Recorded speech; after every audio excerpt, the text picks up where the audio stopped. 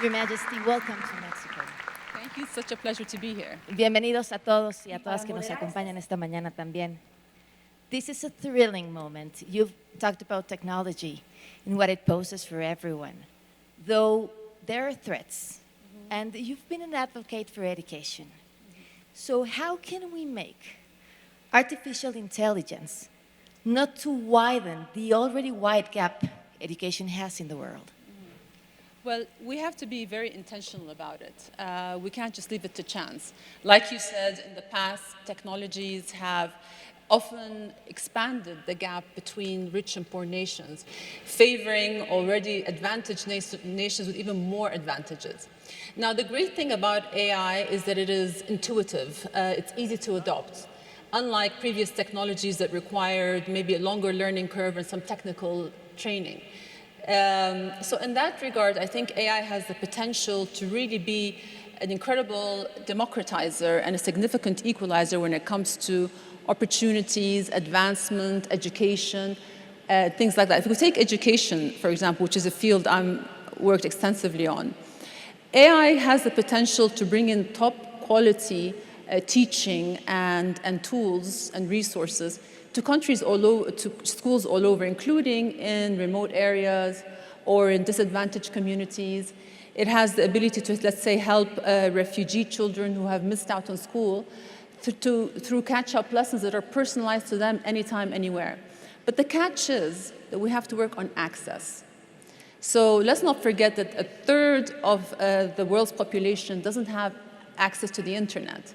So AI has the potential to broaden that digital divide with those who are most vulnerable stranded on the wrong side of it. So we really need to design AI with equity and affordability in mind. So for example, when we talk about education, offering tools that are available offline or in like low bandwidth areas. I know that most experts are very excited about the potential of AI in healthcare, where it can really have amazing breakthroughs in identifying, curing disease. Again, though, it's how we design it. So it can either really level the playing field or amplify existing inequality. And with that in mind, what do you think are its greatest risks and also its greatest opportunities? Well, it's funny because when you speak to experts or pioneers, for everyone that says, predicts an AI apocalypse, another one will be like, no, it's fine, you don't have to worry about it, it's going to be okay. Here's what I know. The future is unrecognizable to us because we are approaching a moment where AI will supersede your average human in every cognitive task. And that moment is approaching fast. The other thing I know is that every prediction that we've made about AI exceeded it with its power. The power of AI to learn is exponential, so even the biggest experts can't really tell you what the exact risk is. But there is reason to be concerned. As I mentioned, whenever there's a disruption, human nature it makes us sort of skeptical, apprehensive, because generally change is something we fear because we like the familiarity of our comfort zone in that stuff that we know. But when you look at all the disruptions in the past, they have been a net positive for humanity. Having said that, we could have done it better. So if you take, for example, social media, it has taken so many years for us to really acknowledge that it's really had a major effect on the mental health of young people, that it's caused division, it's caused bullying, abuse, etc. And then we started to put in the guardrails. I would like us to start faster when it comes to AI. And as I was saying earlier, AI affects every aspect of our lives, but the conversation is dominated by high tech and by politicians. People in the tech obviously have a built-in bias. They think that AI is the be-all, end-all. And politicians are driven by competition, particularly between China and the US. It's like who's going to get there faster and get the benefits first. So our frantic rush to get there is not matched by a caution that we need to be looking at. So at the end of the day, I think we need to bring in more people into the conversation. whether it's economists, psychologists, sociologists, philosophers, each from his own perspective, guarding us against what could be a potential risk from AI because, like I said, there's no aspect of our lives that won't be affected by it.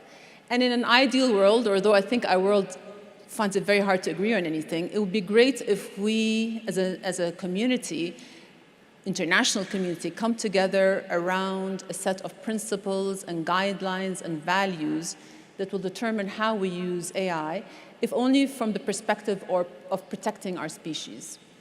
There's people still thanking ChatGPT just in case robots rule. You talked about Gaza, and I think it's going to take us years to acknowledge the huge horrors people in Gaza are going through. Mm-hmm. You've been hope to a lot of humanitarian crises, but what makes Gaza different? What have you seen going on in Gaza? Well, I think we need to look at the larger context of this, which is the Palestinian-Israeli conflict that has been going on for so long. This is the longest lasting conflict in our world today. That's the first thing. Second thing is it is an occupation of a helpless people by a supposed democracy. Third thing is, through the decades of this occupation and through its conduct in this last war, ongoing war in Gaza, Israel has defied several UN resolutions, international law, international humanitarian law, human rights conventions. And if you look around the world today, where else can you see a conflict where children are intentionally targeted? Aid workers and health workers are killed. Journalists, you've had almost 280 journalists killed. Not since World War II have we seen this number of journalists being specifically targeted. Hungry people trying to get aid are being shot at. So even according to Israel's military, their numbers, they came up with a report saying that 83% of the people killed in Gaza were civilian. Just to put that in perspective, compare that to Ukraine, where it's 10%, Afghanistan, where it's 8%. So in today's world, Gaza exists in its own realm of cruelty. And it's not just the brutality of the war, it's the global response to it. It took 2 years for the world to start asking questions. It's almost as if every time Israel crossed a moral or legal line, it was always excused, it was always justified, while the Palestinians were cast as the victim. And the horrifying thing about this war is that it's entirely man-made. Today, Gaza is uninhabitable. 60% of the buildings have been destroyed. Every civilian infrastructure has been targeted, whether it's schools, hospitals, roads, churches, mosques, agriculture, electricity, water. So it's uninhabitable, and that is not a byproduct of the war. That is part of its blueprint. The war was intended to destroy Gaza and make it uninhabitable, so then they can say, oh, well, you can't live here, you got to go somewhere else. Even what we're seeing today, the IPC, which is the World Authority on Food Security, confirmed famine in Gaza. Gaza City alone has 500,000 people starving. Now, that's not because there's a shortage of food. There's a lot of food. It's just not allowed to get to the people. So again, this famine is man-made, and it's just heartbreaking to see that 1 in 3 people have not eaten in a long time. 1 in 5 children are severely malnourished, and children die at twice the rate of adults when there's a shortage of food because their nutritional needs are much higher. So an entire generation of Palestinians are being targeted, and the only thing, for a lot of them, it's already too late, but some can be saved. But the only thing that can do that is a permanent ceasefire and an uninterrupted and free and safe flow of aid for those that need it. And why it seems the world is not listening? Sorry, It seems the world is not listening to it. The world, yes, it's like I said, it took almost 2 years for the world to, 2 years of killing, of displacement. 2 million people have been displaced from their homes, of hunger, of wholesale destruction, for people to start asking the hard questions. And that tells me something. It's because when it comes to the Gaza war or this conflict, there's always been a bias in how it's framed, with Israel being cast as the only moral actor. So for many people, Israel can do no wrong. There's always an excuse to justify the unjustifiable, while the Palestinians have been cast as like the terrorists or the violent people. And every time you try to explain the context of this war, to say that this hasn't begun on October 7th, that there have been decades of occupation and apartheid and blockade, people turn away, they don't want to listen. They call it irrelevant. It's only when the suffering became so impossible to ignore that people started questioning their assumptions. And I think this instinct to defend Israel first and then ask questions later has proven very stubborn, because it's a result of an intentional, decades-long effort to dehumanize Palestinians, to cast them as people who are not deserving of the same rights as everyone else. So I think if we want to make sure that this never happens again, we need to understand that peace cannot be achieved when you constantly blame one side and excuse the other. We need to stop seeing Palestinians as a problem, but as a people who deserve the same rights. It's not about choosing sides. It's just about applying the same standards of justice on both sides. Where do you think they're saying for Palestine? Thank you. Where do you think the solution should come from? Well, it's not surprising that, the atmosphere is not very conducive to peace right now, because there's so much anger and grief and despair and mistrust and disillusionment and cynicism on all sides. Among Jewish Israelis, only 16% believe that peaceful coexistence with the Palestinians is possible. In the meantime, the policy by the government there is to expand the occupation, to take more land, to build more settlements. Palestinians have been living in a hellscape in the last 2 years, both in Gaza and in the West Bank, at the hands of Israelis. So it's hard for them to have, to feel that there's a potential for peace. So even though peace looks like it's so far away, and I think all these repeated cycles of violence have taught a generation of Palestinians and Israelis that violence is the only answer. But at the end of the day, you see that peace is far away until you ask, what is the alternative? The alternative is what we're seeing right now, what we're living right now. And is this sustainable? How long can we continue this way? So even though it seems so far away, and I'm not saying there are any easy solutions or quick fixes, the injustices of the past cannot be undone, but maybe we can at least agree or rally behind a set of principles that can maybe take us to a better place. If we agree that international law must prevail, no exceptions, if we agree that human rights are universal and unconditional, they're non-negotiable, even if one country has more influence or more power. If we agree that for justice to prevail, there needs to be accountability. Wrongdoing must not be met with exceptions.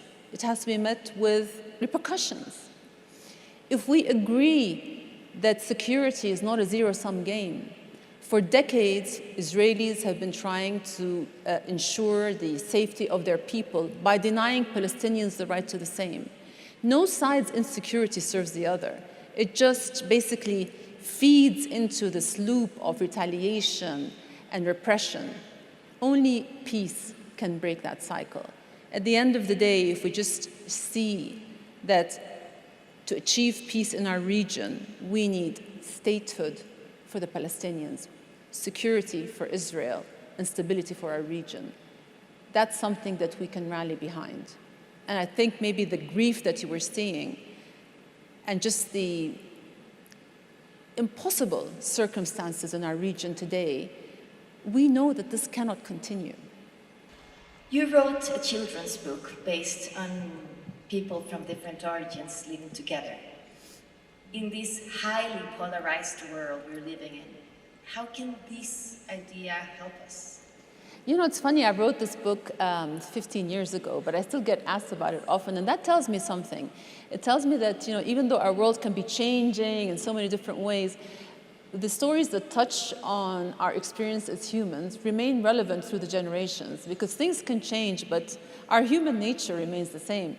So this book touches on the idea that whenever we meet somebody who's different from us, our reflexes to fear them or to approach them with skepticism.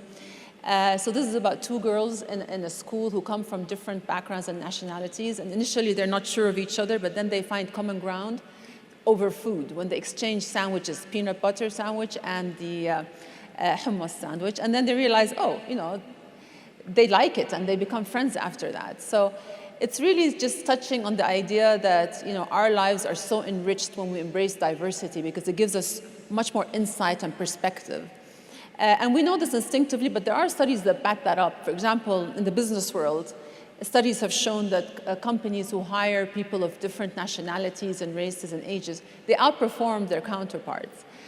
But I think human nature, sometimes it's easier to reject something we don't know rather than try to understand it. But each one of us, we're more than one thing. We're so complex. It's something very fundamental is lost when you reduce a person to their political view or their religion or the color of their skin. At the end of the day, you're so much better off trying to understand that person and learn more than to try to reject them. And still in politics, the idea of nationalists, it's kind of finding a way back in the world. How have these ideas affected all of us? I just find it ironic that this populism and nationalism has almost been a reaction to globalization and integration. When technology and travel opened our world up more, we started interacting with more people who are different from us. The contact with them increased. And as I said earlier, it's easier to sort of reject something that's different and to fear it than try to embrace it. And for a lot of politicians, fear is the cheapest and easiest tool to power, because you can manipulate people's fears, validate them, and cast yourself as being, with the people against this common enemy. So it's almost a low-hanging fruit to populism. And the division in our world today is becoming much deeper than just east, west, north, south, or right wing, left wing, or let's say religious or secular, or pro or anti. Our societies are splitting into smaller and smaller segments, each stuck in their own echo chamber, thinking that they're right and the rest of the world doesn't get it. But when you think about it, at the end of the day, we all kind of want the same things, and everybody wants safety. They want to be able to provide for their loved ones. They want health care. They want a healthy environment to call home. We may disagree on the ends, on how to get there, on the means, of how to get there, but we don't disagree on the ends. So I think we're not as divided as we think we are. We just need to spend less energy focusing on fighting each other and focus that energy on actually trying to deal with our shared problems. But that takes openness. It takes a willingness to speak to each other, dialogue, empathy, a willingness to compromise. That's what we kind of need right now. Otherwise, all you're going to have is just boundaries between people, and the problems become exasperated. And you can see this, for example, where fear can make people choose things that are actually bad for them. Like, let's say many countries in Europe, as you know, there are aging populations. And in order to maintain their productivity, they need to have workers come in. But because of this fear of migrants, they're willing to hurt their own economies rather than allow those workers to come in. So this is where fear can be, it can create populism for certain politicians, but you're almost shooting yourself in the foot. We could think that religion is one of those topics that keeps us apart, though you've spoken a lot of the importance of an interfaith dialogue. What does your faith mean to you?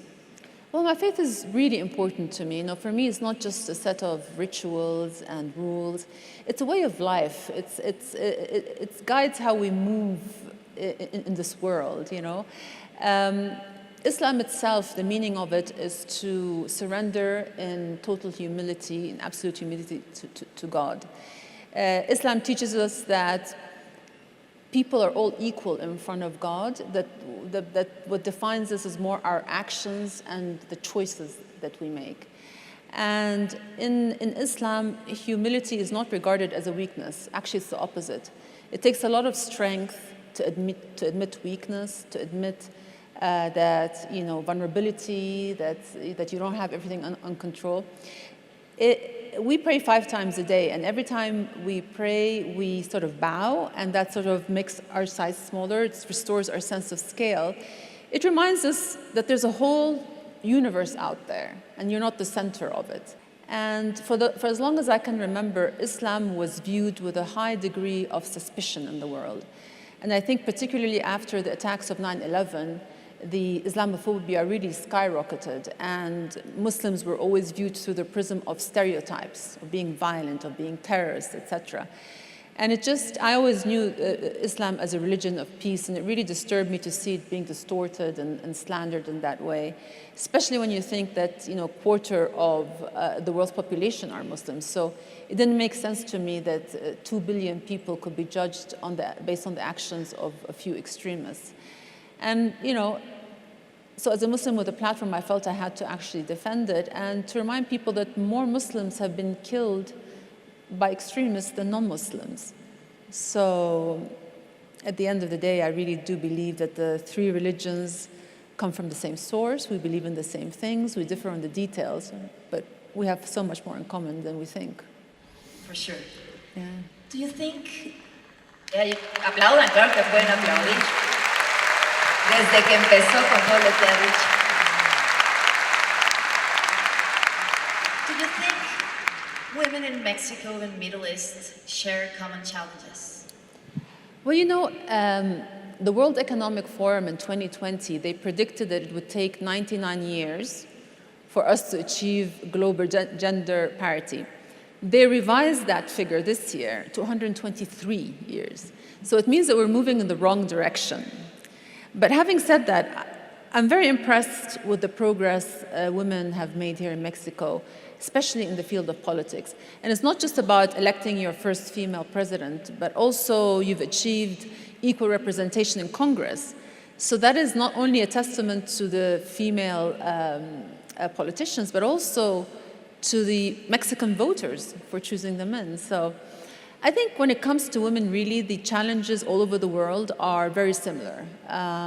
Societal restrictions, gender-based violence, limited opportunities for employment, and when employed, less chances of getting to leadership positions. So I think that applies to Arab women as it does to women all over the world. However, I do think that Arab women are often misjudged and underestimated. They're often portrayed as being voiceless and helpless, but that stereotype doesn't apply to many of the women, Arab and Jordanian, that I interact with every day. Obviously, the Arab world is diverse. There are so many countries, so women have different experiences. But for the large part, I'm seeing them really breaking through barriers in every sphere, whether it's at home, in the workplace, in their local communities, in politics. Of course, there's a lot that still needs to happen. Our practices and a lot of the norms, they still need to evolve. But I think it needs to happen according to our own needs and on our own terms. Not every woman wants to aspires to some Western ideal of what it means to be a modern woman. I think there's more than one way to be empowered and to achieve a meaningful life. As I said in my speech, you know, we don't have to live up to somebody else's standards or definition of what success is. Each one of us can define that definition of success according to our own circumstances, environment, values, things that work for us. And I'm seeing women, being more individual like that, and nations gaining that kind of confidence and coming up with their own definitions. What has been the hardest lesson?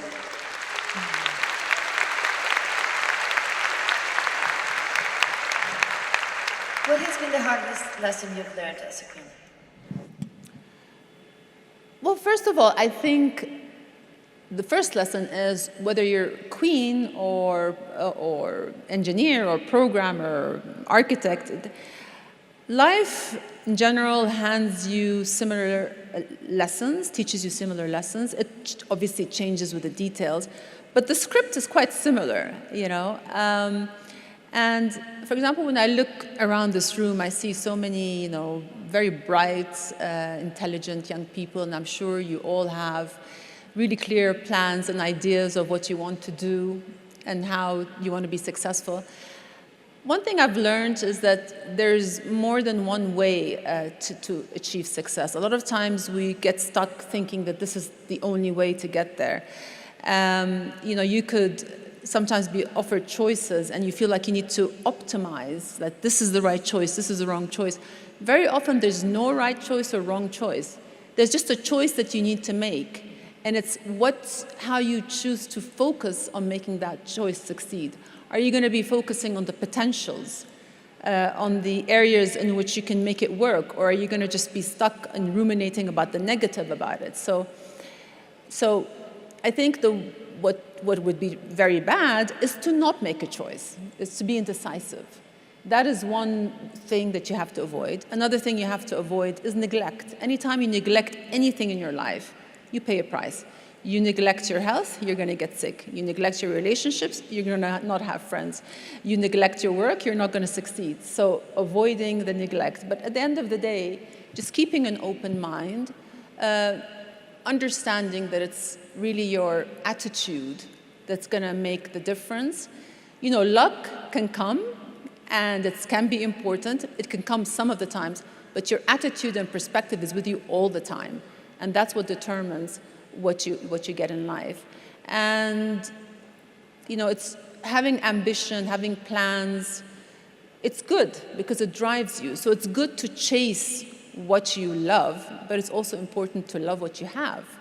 Because one is ambition, the other is gratitude. And you need a healthy balance of both to feel fulfilled. So, that's something I've learned. It takes a while to learn it. I hope you guys learn it a little bit faster than me.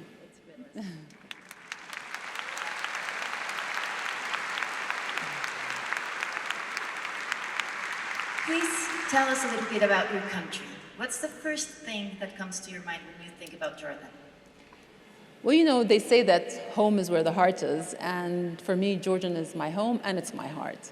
I love every inch of it, and I'm so proud to belong there.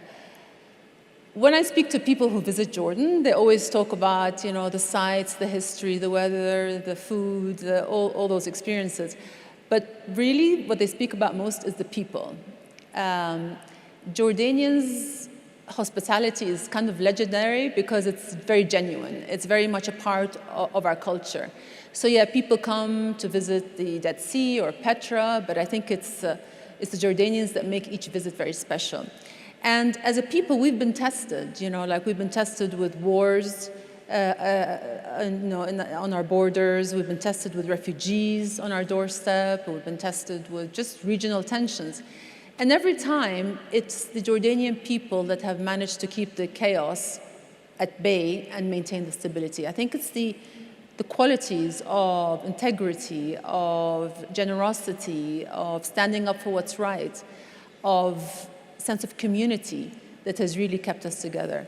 It's very easy now in the world to have very similar experiences. The cities sometimes look the same, and the facilities that you see are the same. But I think people are more and more looking for an authentic experience when they travel, and I think that usually comes from the qualities of the people in that country. So I hope if you ever come to Jordan, I'd love to hear what you have to say about the Jordanian people, because they're really quite unique. We'd love to.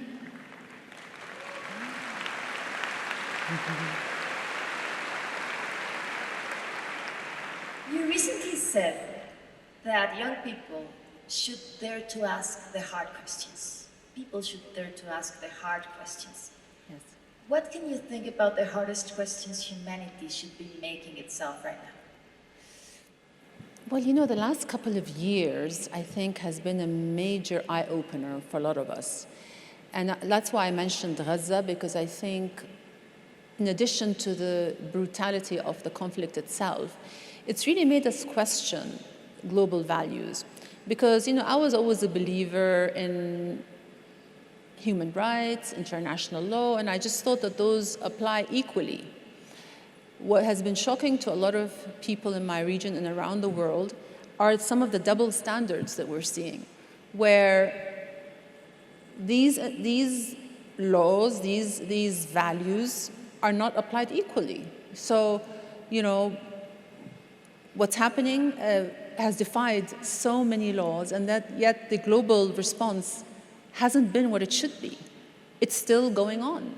Today, the war is still going on. There is a famine and a genocide taking place, and nobody's really taking any concrete, tangible steps to stop it from happening. If it was another country, do you think that would be the case? Why is that? So I think we need to ask those hard questions. Are there different standards applied to different countries, and why is that? Why are some countries allowed to get away with certain things? If you look at the response with the war in Ukraine and the war in Gaza, you see the Western world rallying in very clear terms behind the Ukrainian people, and rightfully so.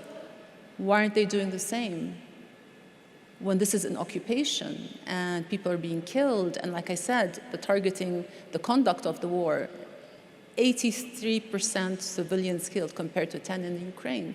So why is there a different response? So these are the tough questions that humanity should be asking. And the reason why I talked about AI is because AI is of our own making. You know, whether it's going to be a force for good or harm depends on the input we put into AI, the content that we put in there. So are we teaching AI good values or bad values? We're about to come to an end to this, so I want to take the last personal question. You've just celebrated 25 years as a queen. You have 2 beautiful grandchildren. Mm-hmm. How have your perspective over the world has changed over the years? Yeah, I mean, personally, it's a bit of what I was saying earlier. You know, I've realized that, you know, the things that make me happy are actually the simple things. They're not the big things. And a lot of times the complications in our lives are self-imposed. You know, we make things more complicated for ourselves. You know, it's really the small things that matter.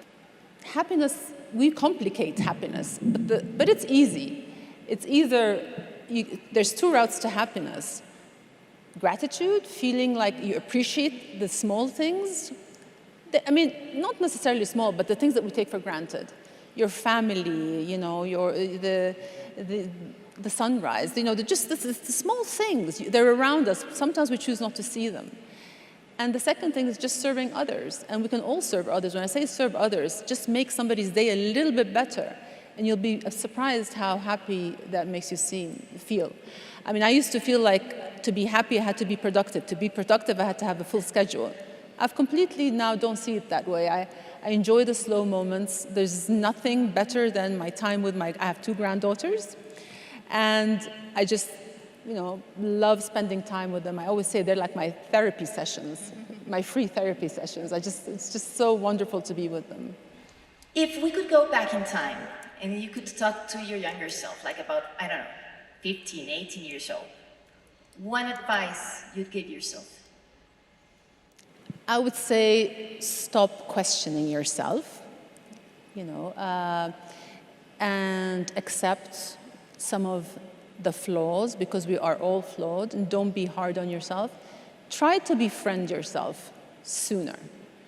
We start to become friends with ourselves maybe in our 40s, 50s, but it's such a self-defeating thing, you know, when you're constantly being hard on yourself and criticizing yourself. You know, speak to yourself the same way you speak to a friend. Would you tell a friend, oh, I don't think you're good enough to do this? Or no, you wouldn't. So what do you say to yourself? So I would just say, set high standards for yourself, but also be kind to yourself. Your Majesty, it's been a pleasure having you here. That's something we're really grateful for. I've been fantastic to meet you all. Thank you. Muchas gracias.